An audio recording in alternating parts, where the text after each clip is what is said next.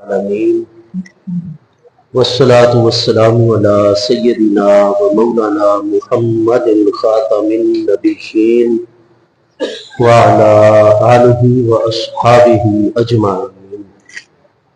میرے انتہائی واجب القدر والاحترام معزز حاضرین کرام، اللہ کریم جل شانہ کی خاص رحمت، اس کی مہربانی اور فضل و کرم سے ہم سب حضرات حضور سیدنا پیر سیال لاجپال غریب نواز قدس سرہ العزیز کے آستان تقدس نشان آستان عالیہ سیال شریف میں نماز جمعۃ المبارک کی ادائیگی کا شرف حاصل کرنے کے لیے اور اپنے مرشد کریم حضور سیدنا پیر سیال لاجپال غریب نواز قدس سرہ العزیز کے فیوز و برکات کو حاصل کرنے کے لیے حاضر ہیں۔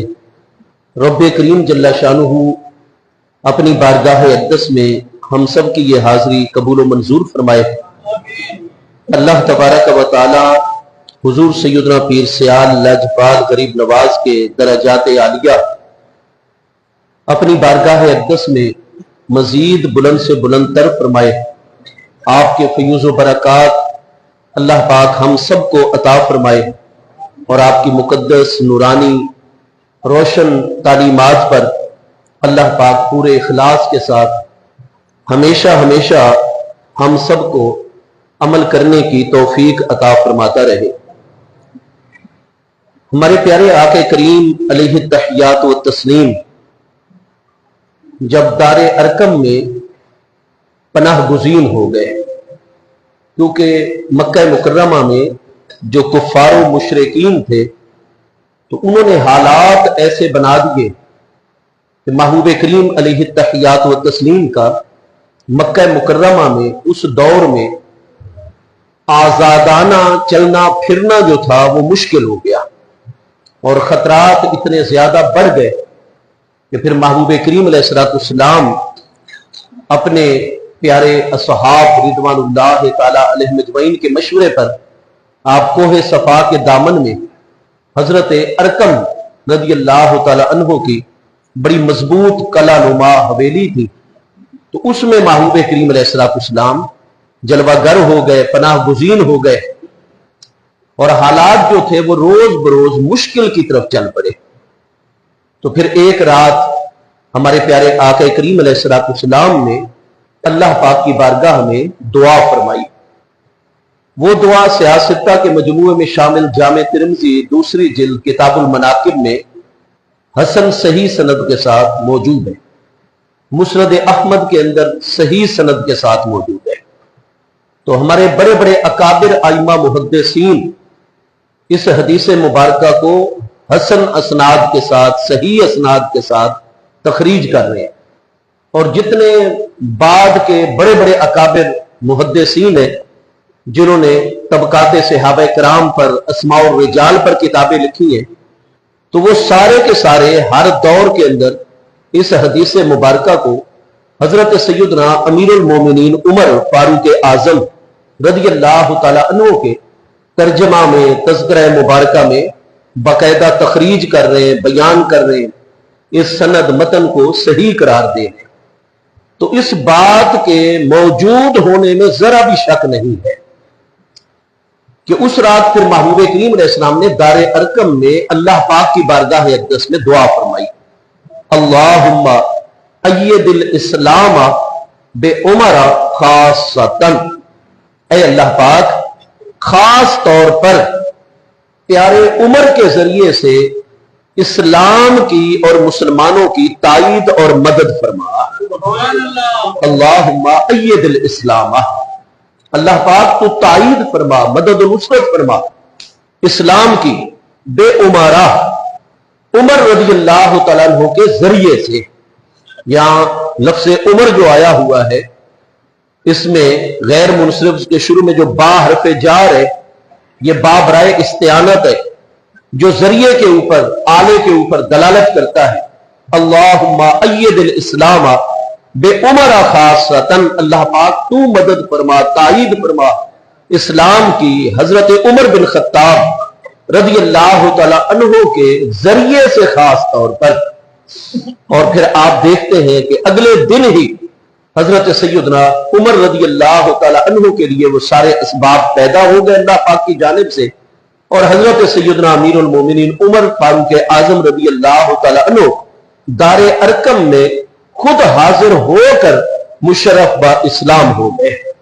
اور جیسے ہی آپ نے کلمہ اسلام پڑھا، آپ کی زبان اقدس پر محبوب کریم علیہ السلام کے سامنے یہ کلمات جاری ہوئے، انی اشہد اللہ الہ الا اللہ و اشہد انک رسول اللہ، میں شہادت اور گواہی پیش کرتا ہوں کہ اللہ پاک کے سوا کوئی عبادت کے لائق نہیں، اور یہ بھی شہادت اور گواہی دیتا ہوں کہ میرے آقا بے شک آپ اللہ پاک کے سچے رسول اور نبی علیہ السلام ہیں۔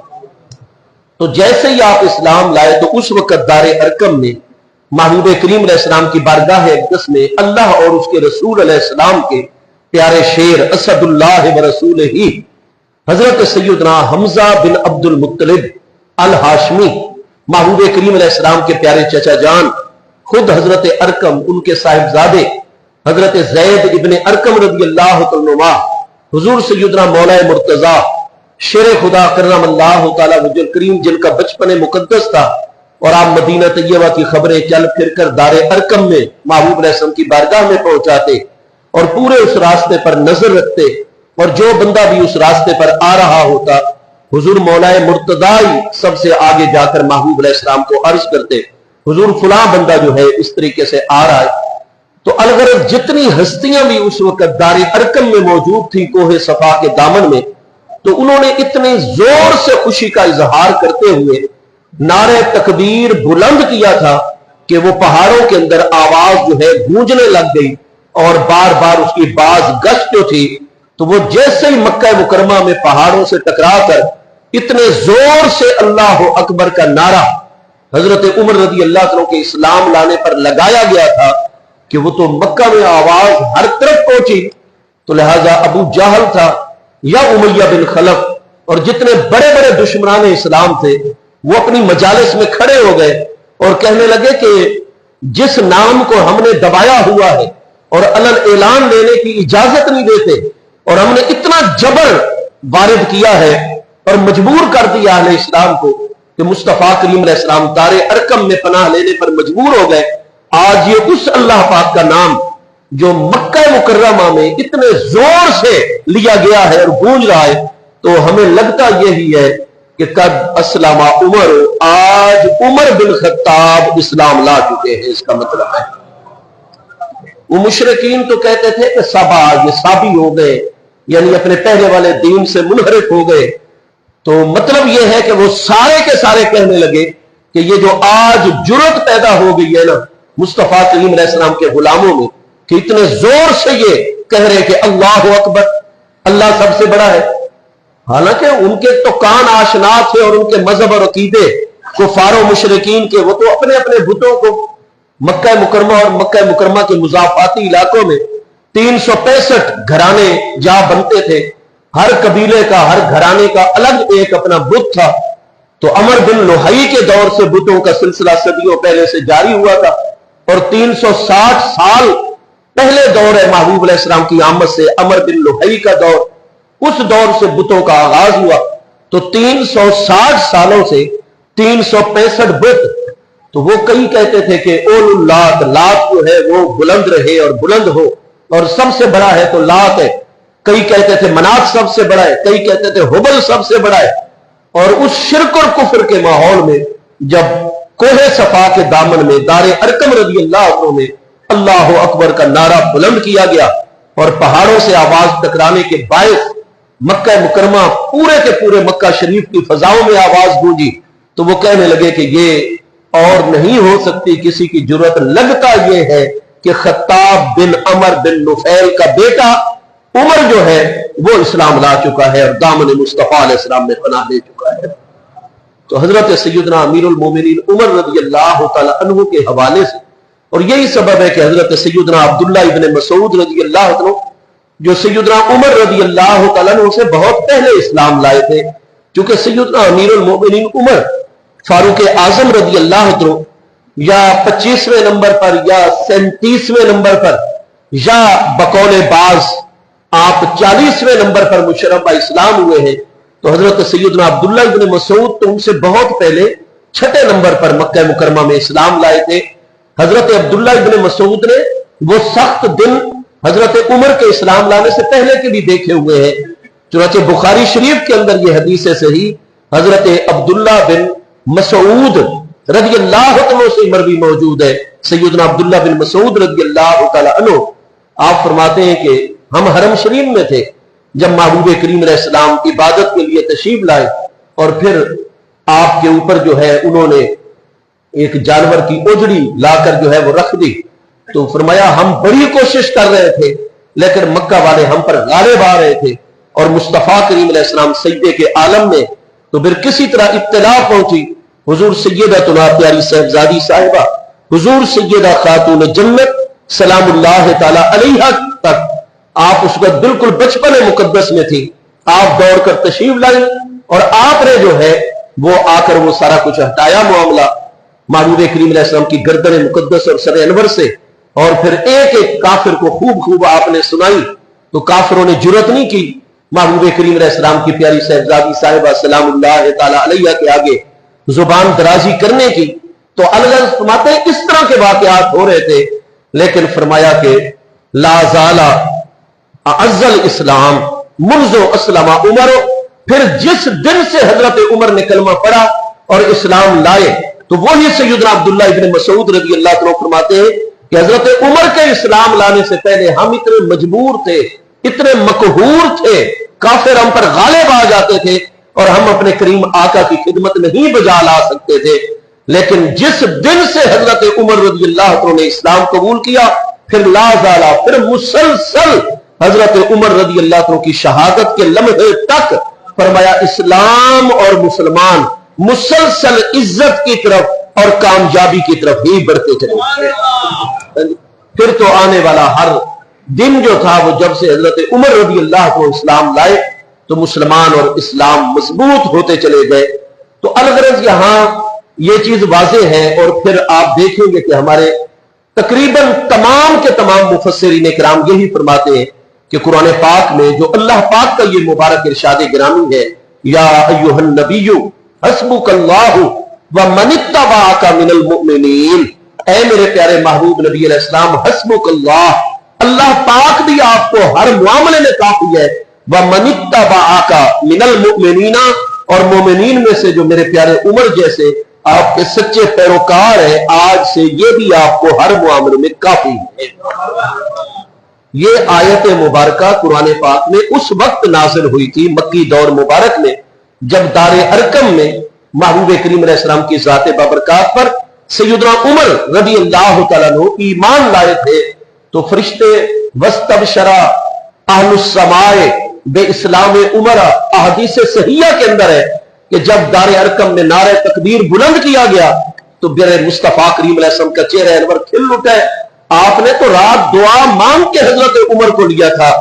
तो महबूब अलैहिस्सलाम ने फरमाया, ए दारे अरकम में मौजूद प्यारे गुलामों, जिस तरह तुम जमीन के ऊपर आज मक्का मुकरमा में मेरे प्यारे उमर के इस्लाम लाने पर खुशियां मना रहे हो, वस्तबशरा अहलुस समाए में इस्लाम उमरा, हजरत उमर के इस्लाम लाने पर आज अहले ईमान सिर्फ जमीन पर ही खुश नहीं, तमाम आसमानों के मलाइका भी खुशियां मना रहे हैं हजरत उमर रज़ी अल्लाह तआला के इस्लाम लाने।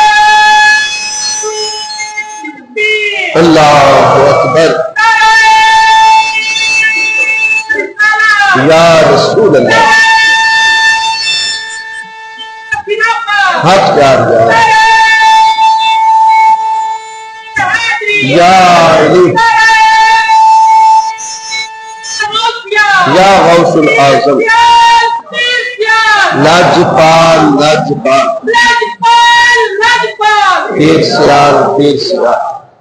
और फिर अल्लाह पाक ने ये आयत मुबारका नाज़िल फरमा दी कि मेरे महबूब रुकावटें रहेंगी, दुश्मनियां रहेंगी, लेकिन हजरत उमर रज़ी अल्लाह तआला के इस्लाम लाने से अब जो है रुकावटों के बावजूद भी अल्लाह ताला का कलमा बुलंद होता रहेगा और मामलात जो है वो चलते रहेंगे। تو کافروں کی کمر جو ہے وہ ٹوٹ گئی حضرت عمر رضی اللہ عنہ کے اسلام لانے پر. قرآن نے فرمان نازل فرما دیا, اللہ پاک نے فرمان نازل فرما دیا کلام مجید میں, حسبک اللہ ومن اتبعک من المؤمنین, اللہ بھی آپ کو کافی ہے اور مومنین میں سے حضرت عمر جیسے جو آپ کی اتباع کرنے والے. یہ من جو ہے یہ تبعیضیہ نہیں ہے, یہ من ہے بیانیہ, کیونکہ آپ آیت مبارکہ کے الفاظ دیکھیے, حسبک اللہ, اللہ پاک بھی آپ کو کافی ہے, ومن اتبعک, اور جو اب آپ کے پیروکار ہیں نا اس وقت حضرت عمر جیسی ہستیاں, یہ بھی آپ کو کافی ہے. آگے سوال پیدا ہوتا تھا من اتبعک, کون ہے میرے محبوب کے اس وقت مکہ شریف میں اتباع کرنے والے؟ من بیانیہ ہے, اس نے بیان کر دیا من اتبعک من المؤمنین, کہ وہ سارے کے سارے مومنین ہیں. تو یہ من تبعیضیہ نہیں ہے کہ جس کا ترجمہ یہ بنے کہ بعض مومنین تو محبوب کے پیروکار ہیں اور بعض مومنین محبوب کے متبع اور پیروکار نہیں ہے, بلکہ من بیانیہ ہے.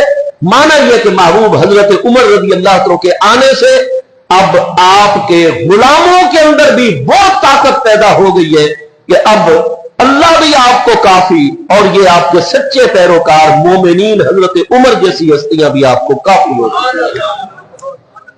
یہاں قرآن پاک بھی ہمیں رہنمائی عطا فرما رہے, حدیث صحیح جس میں حضرت عمر رضی اللہ عنہ کی یہ انفرادی شان اور خصوصیت بھی سامنے آ رہی ہے کہ باقی تمام ہستیاں مصطفیٰ کریم علیہ السلام کی مرید ہے, لیکن حضرت امیر المومنین عمر فاروق اعظم رضی اللہ تعالیٰ عنہ کی یہ امتیازی شان ہے کہ وہ مرید مصطفیٰ علیہ السلام ہونے کے ساتھ ساتھ مراد مصطفیٰ کریم علیہ السلام بھی ہے. جہاں یہ ان کی شان اور ان کا مقبولیت کا درجہ واضح ہو رہا ہے, اس کے ساتھ ساتھ محبوب علیہ السلام ہی تو توحید عطا فرمانے کے لیے تشریف لائے ہیں, شرک کو جڑ سے اکھاڑ پھینکنے کے لیے تشریف لائے ہیں, اللہ تعالیٰ کی وحدانیت اور اللہ تبارک و تعالیٰ کی بارگاہ اقدس کی طرف رجوع کی تعلیم اور تعلق باللہ کا پیغام ہی تو لے کر محبوب علیہ السلام دنیا میں تشریف لائے. اور وہی محبوب علیہ السلام دعا یہ فرماتے ہیں کہ اللہم اید الاسلام بعمر, اللہ پاک مدد تو فرما, مدد تیری ہونی ہے, مدد میں تجھ سے ہی مانگ رہا ہوں, لیکن بے عمر کے ذریعے سے. تو نتیجہ کیا نکلا کہ یہ تو پیارے مصطفیٰ کریم علیہ السلام اسلام کے ابتدائی دور میں دار ارقم میں یہ تعلیم عطا فرما رہے کہ مدد اللہ کی ہوتی ہے, جس کی مدد فرماتا ہے وہ کریم ذات ہی فرماتی ہے. قرآن پاک فرماتا ہے وما تشاءون الا ان یشاء اللہ, تم لوگوں کے چاہنے سے کچھ نہیں ہوتا, وہی ہوتا ہے جو رب کریم چاہتا ہے.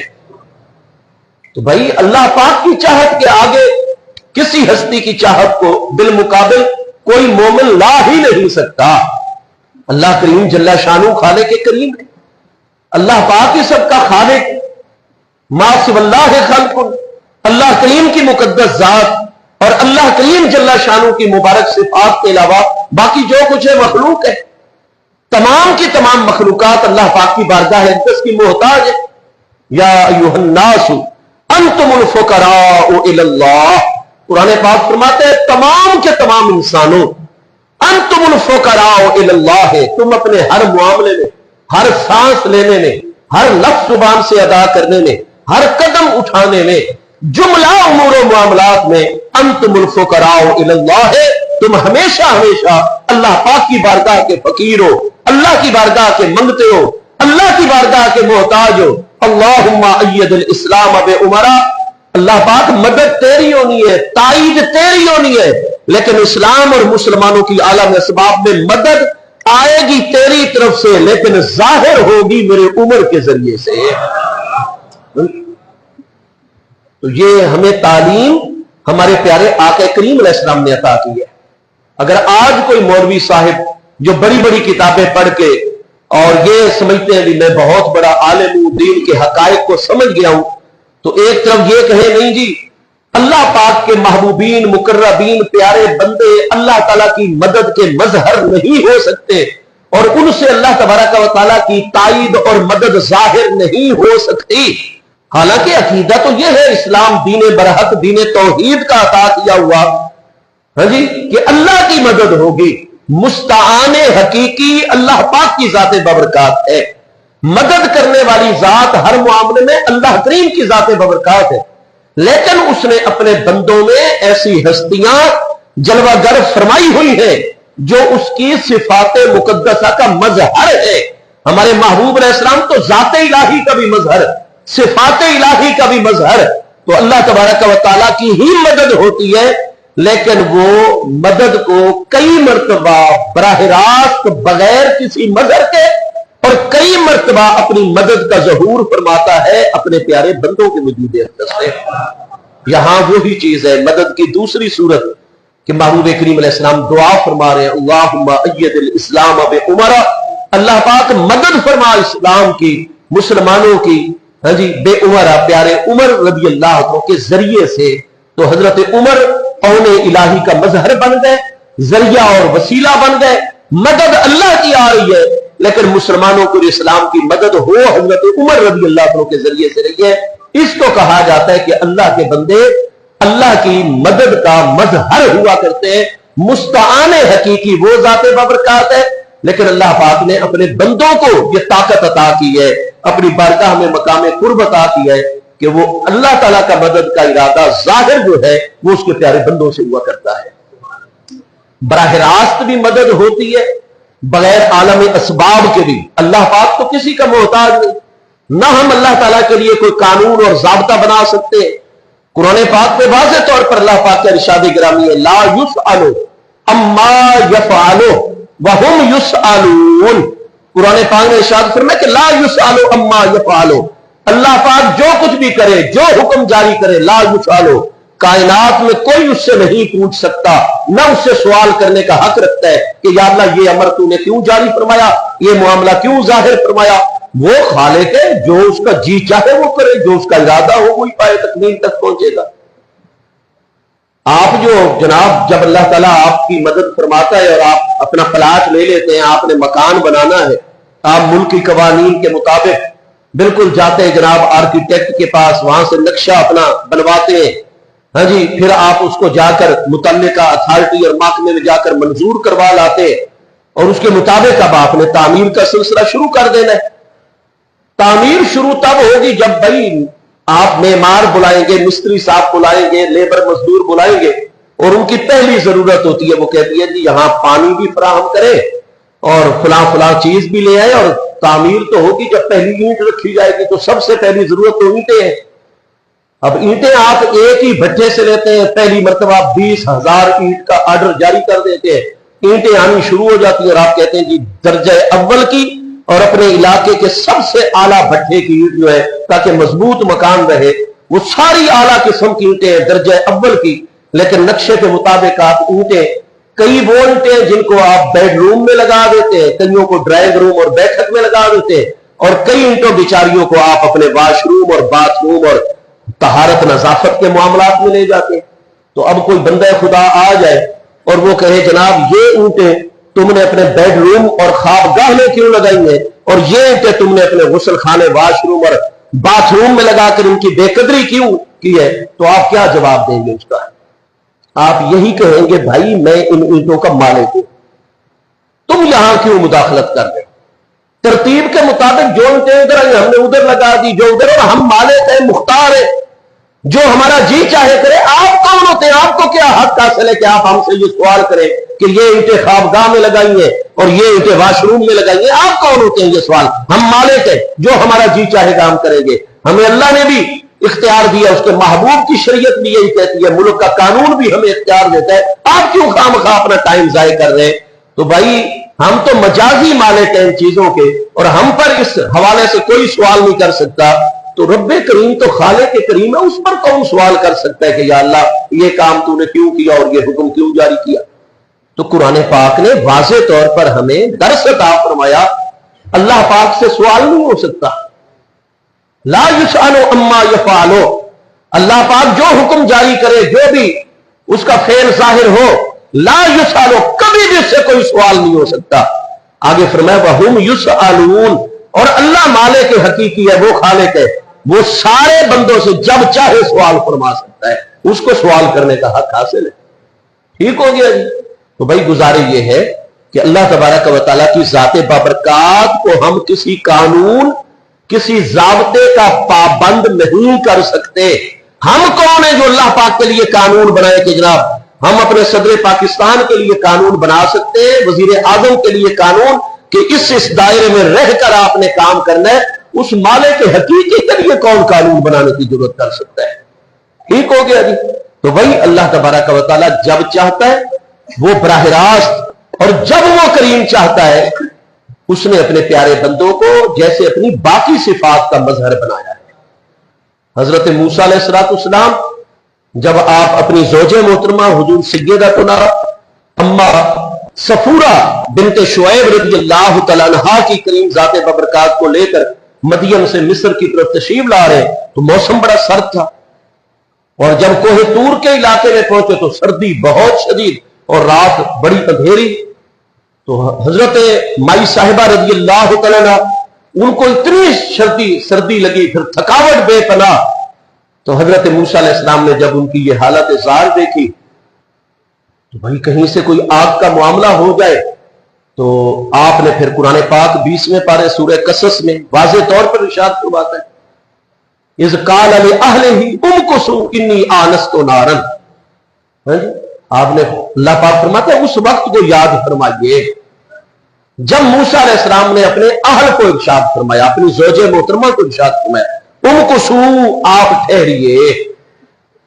حالانکہ وہ تو اکیلی ہستی تھی اور وہ مؤنث ذات بابرکات ہے, خاتون ہے رضی اللہ تعالیٰ. تو عربی میں تو امکث فعل امر ہوتا ہے افعل کے وزن پر ماکث یمکث ناصر ینصر باب مجرد سے. مذکر کو کہنا ہو کہ تو ٹھہر تو امکث کہتے ہیں, اور عورت کو کہنا ہو تو پھر یہاں لگ جائے گی جناب تانیث میں اور افعلی کے وزن پر آئے گا نا کلمہ امکثی کہ تو ایک عورت ٹھہر. لیکن حضرت موسیٰ علیہ السلام اللہ پاک کی کلیم ہے, صاحب ملت, صاحب شریعت, صاحب کتاب ہے. تورات مقدس اللہ پاک نے آپ کو عطا فرمائی ہے, ان کی زوجہ محترمہ ہے, بیوی صاحب ہے. تو وہ امکثی نہیں فرماتے کہ اے حضرت صفورہ آپ یہاں ٹھہری رہیے. وہ جمع مذکر حاضر فعل امر کا صیغہ باب جمع آئی ہوئی ہے, وہ واحد کا لفظ اپنی زوجہ محترمہ کے لیے نہیں بولتے, وہ جمع کا کلمہ بولتے. اور یہاں جمع تعظیمی ہے, کوئی بہت سارے مرد حضرات نہیں تھے. ہاں جی, ایک تو یہ کہ آپ نے فرمایا ٹھیک ہے آپ خاتون ہیں, لیکن میری نظر آپ کی نسبت پر ہے, آپ عام خاتون نہیں, آپ اللہ کے سچے نبی حضرت شعیب علیہ السلام کی صاحبزادی صاحبہ تھے.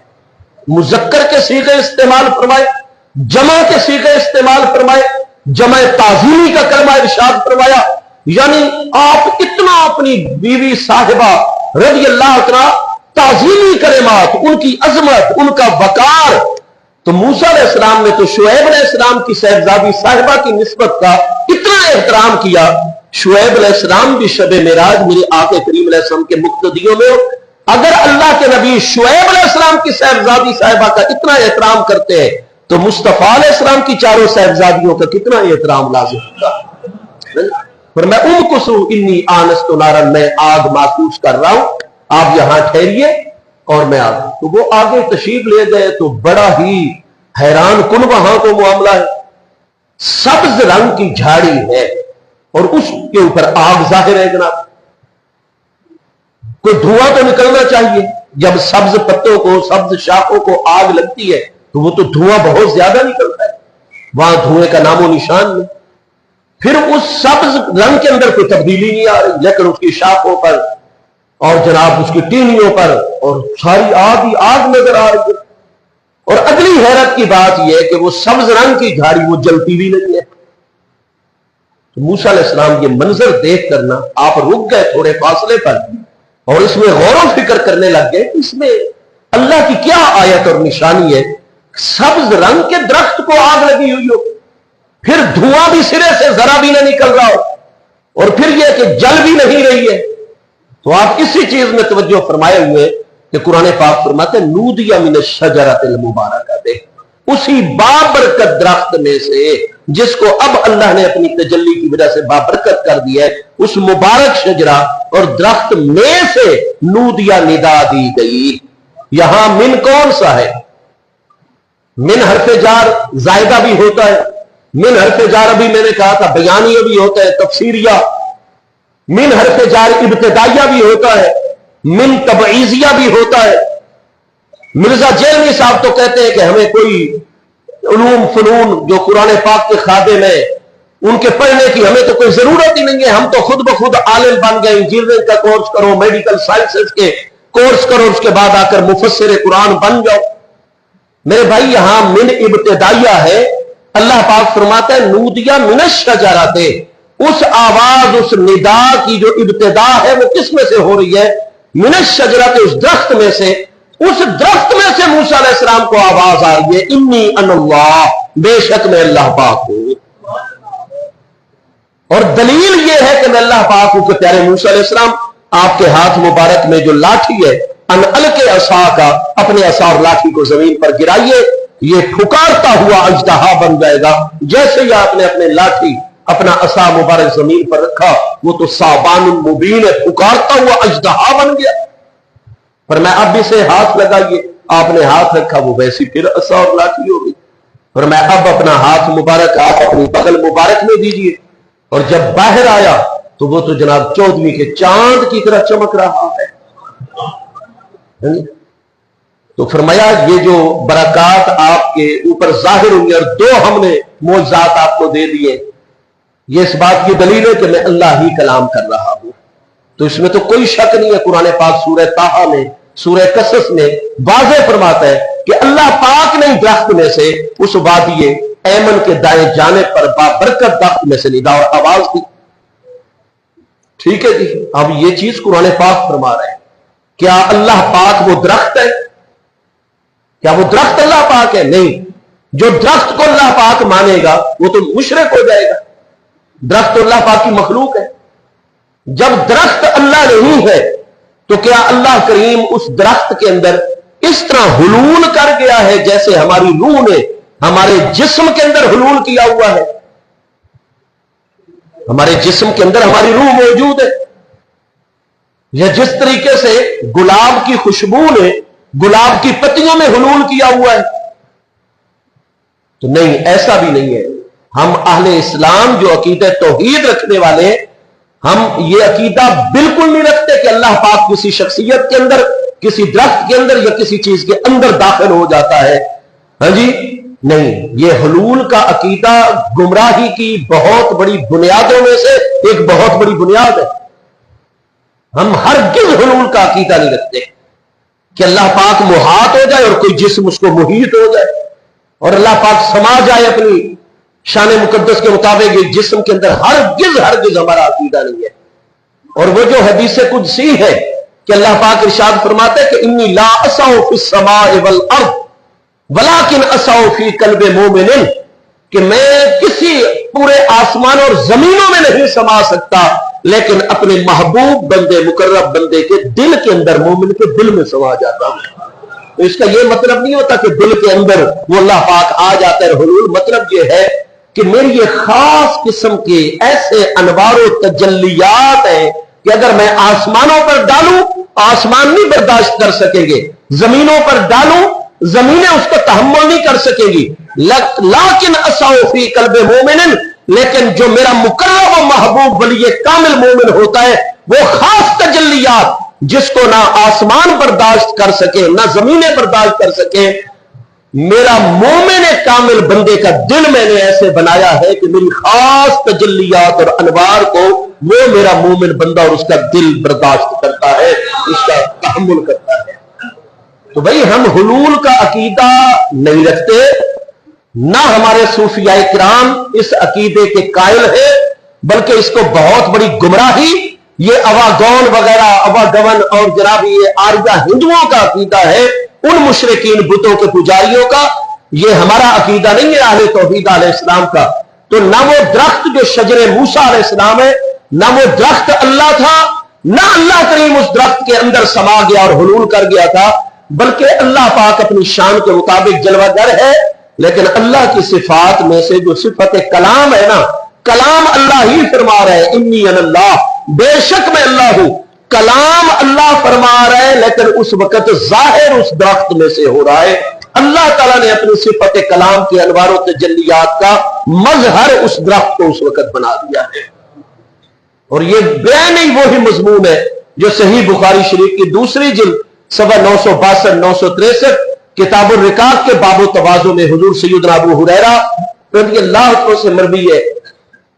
آپ فرماتے ہیں کہ ہمارے پیارے آقا کریم علیہ السلام نے فرمایا ان اللہ تعالی یقول، بے شک اللہ تبارک و تعالی ارشاد فرماتا ہے اذا احببتہ، جس وقت میں اپنے مومن بندے سے اپنی شان کے مطابق محبت فرمانے لگ جاتا ہوں، کنت سمعہ الذی یسمع بہ، کان میرے اس بندے کے ہوتے ہیں لیکن میں اللہ پاک اپنی صفت سماعت کے انوار ان کے کانوں میں جلوہ گر فرما دیتا ہوں. اب میرا ولی اور مقرب اور محبوب بندہ جب بھی سنتا ہے تو عام لوگوں کی طرح ان طبعی اور جسمانی آنکھوں سے نہیں، ان طبعی اور جسمانی کانوں سے نہیں سنتا، بلکہ میری صفت سماعت کے ان انوار کے ذریعے سے سنتا ہے جو انوار میں نے اس کے کانوں میں جلوہ گر فرما دیے ہیں. وَكُنْتُ بَصَرَهُ الَّذِي يُبْصِرُ بِهِ، آنکھیں میرے اس مقرب محبوب بندے کی ہوتی ہیں لیکن میں اللہ پاک اپنی صفت بصارت کے انوار اس کی آنکھوں میں موجزن اور جلوہ گر فرما دیتا ہوں. اب جب بھی وہ دیکھتا ہے تو وہ عام لوگوں کی طرح ان طبعی اور جسمانی آنکھوں سے نہیں دیکھتا بلکہ میری صفت بصارت کے ان انوار کے ذریعے سے دیکھتا ہے جو انوار اس کی آنکھوں میں جلوہ گر. اس لیے حضرت امام ابو الحسن عمر فخر الدین رازی جو 606 ہجری میں وصال فرما رہے، آج سے 840 سال پہلے وہ واضح طور پر اسی حدیث قدسی کی سورہ کہف میں تفسیر کر رہے ہیں اور واضح فرماتے ہیں کہ اذا سارا نور جلال اللہ تعالی سمعا لہ و بصرا لہ، جب اللہ تبارک و تعالیٰ کے جلال اور اس کی صفات کا نور بندے کی آنکھوں میں، بندے کے کانوں میں جلوہ گر ہو جاتا ہے تو یسمع القریب والبعید و یری القریب والبعید، پھر وہ جہاں بھی موجود ہو عالمین میں وہ بندہ جیسے نزدیک کو دیکھ رہا ہوتا ہے اسی طرح دور کو بھی دیکھ رہا ہوتا ہے، جیسے نزدیک کی آوازیں سن رہا ہوتا ہے اسی طرح دور کی بھی برابر آوازیں سن رہا ہوتا ہے، کیونکہ اس کا سننا ان جسمانی کانوں کے ذریعے سے نہیں ہوتا بلکہ اس کا سننا اللہ کی صفات کے انوار کے ذریعے سے ہوتا ہے. آ جاتے ہیں اور اللہ تبارک و تعالیٰ کی صفات کے انوار کا مظہر وہ بندہ ہو جاتا ہے. بالکل اسی طریقے سے شجر موسیٰ وہ ایک درخت ہے لیکن اس وقت اللہ پاک کے کلام کی صفت کے انوار کا وہ مظہر اور جلوہ گاہ بنا کر آئے. تو بالکل معاملہ جو ہے وہ اسی طریقے سے ہے. اس کی جو صفت نصرت ہے اس کے انوار و تجلیات کا مظہر اس کے محبوبین و مقربین ہوتے. ہمارے محبوب نے یہ عقیدہ تعلیم فرمایا کہ مدد اور تائید اللہ کی ہوگی لیکن ظاہر میرے پیارے عمر کے وجود سے ہوگی. ہاں جی.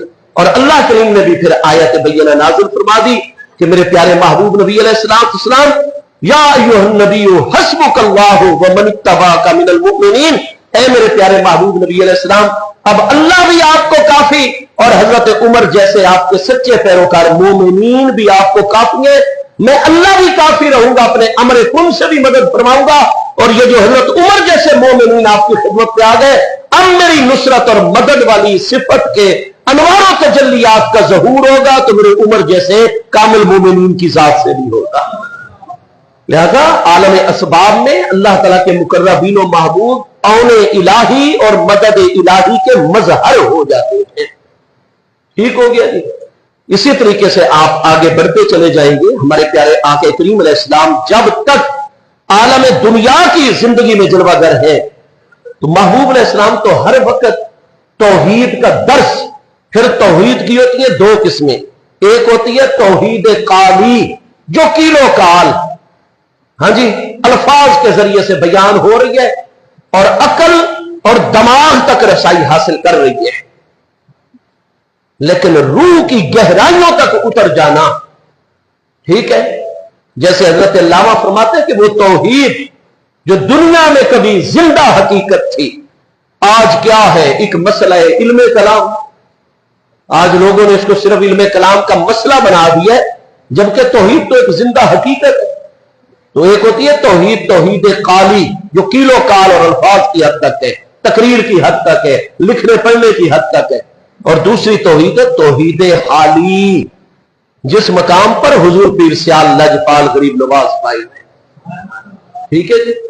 तो मुस्तफा करीम अलैहिस्सलाम तो युज़क्कीहिम, और कुरान फरमाता है वल्लज़ीना आमनू अशद्दु हुब्बन लिल्लाह।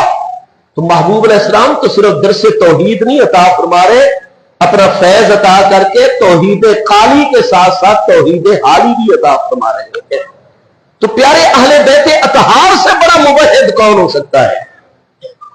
प्यारे सहाबा किराम अकाबरीन मुहाजिरीन व अंसार रिदवानुल्लाह ताला अलैहिम अजमईन से बड़ा मुवहिद और अहले तौहीद कौन हो सकता है?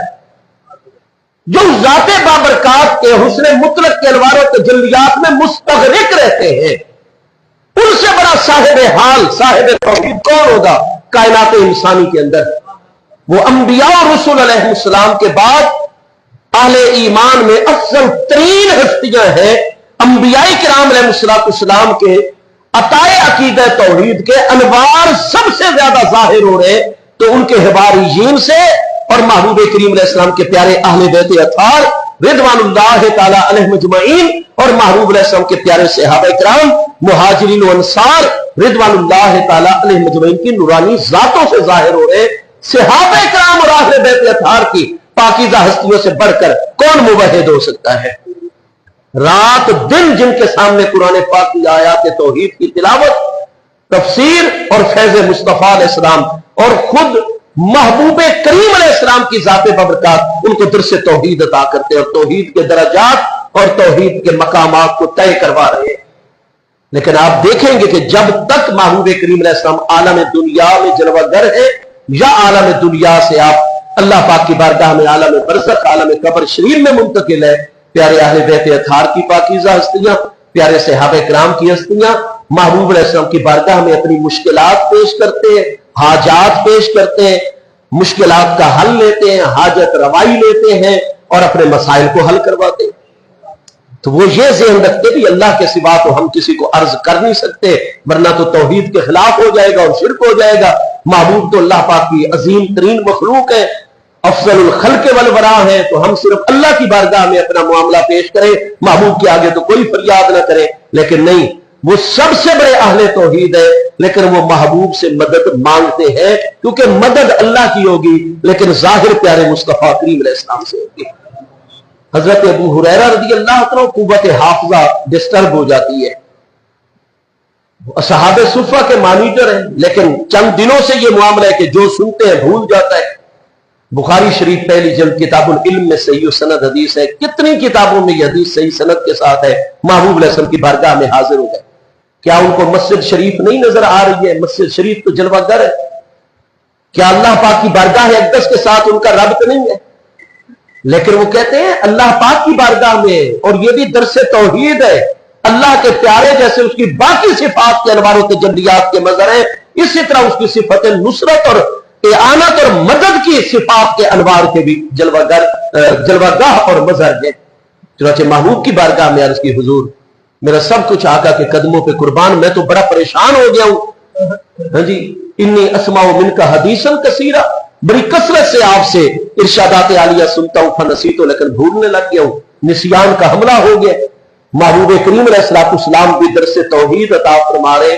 आप चाहते तो आलम असबाब में कोई दवाई, कोई टानक, कोई जड़ी बूटी, कोई ऐसा, या फिर अल्लाह ताला की बारगाह में दुआ फरमाते अल्लाह पाक मेरे अबू हुरैरा को निसियान की बीमारी से शिफा अता फरमा, तू शाफीउल अमराद है, इनको सेहत नहीं। न दुआ फरमाई, ना आलम असबाब में से कोई दवाई तजवीज, बल्कि फरमाया उबसुत रिदा का, अबू हुरैरा तुम्हें हाफने की जरूरत है, हमारी बारगाह में चादर फैलाओ। लोग कहते हैं महबूब से मांगना नहीं, महबूब फरमाते चादरें फैला दो हमारी बारगाह में, इतना मांगो। मेरे आका का हुक्म है, अब कुव्वत हाफिजा का चादर के साथ क्या राबता है, लेकिन ये हुक्म मुस्तफा अलैहिस्सलाम है। फौरन फरमाते हैं बसत्तो रिदाई, मैंने अपनी चादर फैला दी, गरफ़ा बिजदी है सलासन, मेरे करीम आका ने ऐसे फजा में से हाथ भरे, मेरी चादर में उड़ेल दिए, फिर ऐसे भरे, फिर उड़ेल दिए, सलासन तीसरी मरतबा भी ऐसे आपने लप भरी दोनों मुबारक हथेलियों से और मेरी चादर में डाली और फरमाया दुम्मा या अबा हुरैरा, अबू हुरैरा कुव्वत हाफिज़ा अल्लाह के खजानों में से तुम्हें दे दी, अब दुम्मा अपने ऊपर इसको लपेटिए। फरमाते दमम तो अलैया रिदाई, मैंने चादर लपेटी, मां नसी तो शय्यन बादू, अल्लाह के खजानों में से महबूब ने इस तरह कुव्वत हाफिज़ा अता की, आज तक मैं कोई चीज नहीं भूल पाया। हजरत अबू हुरैरा सन 59 हिजरी में वाक़े करबला से 1 साल पहले विसाल फरमा रहे। महबूब का विसाल सन 11 हिजरी में, आके करीम अलैहिस्सलाम के बाद 48 साल हजरत अबू हुरैरा आलम दुनिया में उस दिन से लेकर 48 साल बाद वाले भी मां नसी तो शयन कोई एक चीज भी नहीं भूला। महबूब ने वो हाजत रवाई, मुश्किल कुशाई और अल्लाह के खजानों में से मदद और यानत फरमा दी। अल्लाह पाक हमें अपने प्यारों के साथ भी कामिल ताल्लुक की तौफीक अता फरमाए। इंशाअल्लाह ताला भाई आज जुमा है और परसों आपको पता है कि इतवार है अल्लाह की रहमत से, और इतवार को जो है 27 तारीख होगी, 27 अक्टूबर 11 बजे दिन को इंशाअल्लाह ताला आपके इल्म में होगा कि खीवा के अंदर जो जंग से मेन रोड है जनाब चनियोट रोड, उस पर खीवा शहर मौजूद है और वहां हुजूर पीर सियाल लजपाल गरीब नवाज की याद में सालाना हुजूर सैयदना शेखुल इस्लाम वल मुस्लिमीन गरीब नवाज और सैयदना अमीर शरीयत गरीब नवाज रज़ी अल्लाह तआला की याद मुकद्दस में अजीम शान हमारे पीर भाई कॉन्फ्रेंस मुनक़िद कर रहे। हुजूर पीर सियाल लजपाल गरीब नवाज की आस्ताने मुकद्दसा से जुमला पीर भाइयों को परसों की कॉन्फ्रेंस के अंदर शिरकत की बाकायदा दावत दी जा रही है। आप पीर भाई उसमें शिरकत फरमाएंगे। अपने पीर भाइयों का ख्याल और एहसास करते हुए सुन्नतें अदा फरमाएं। अल्लाह पाक आप सबकी हाजिरी कबूल फरमाए।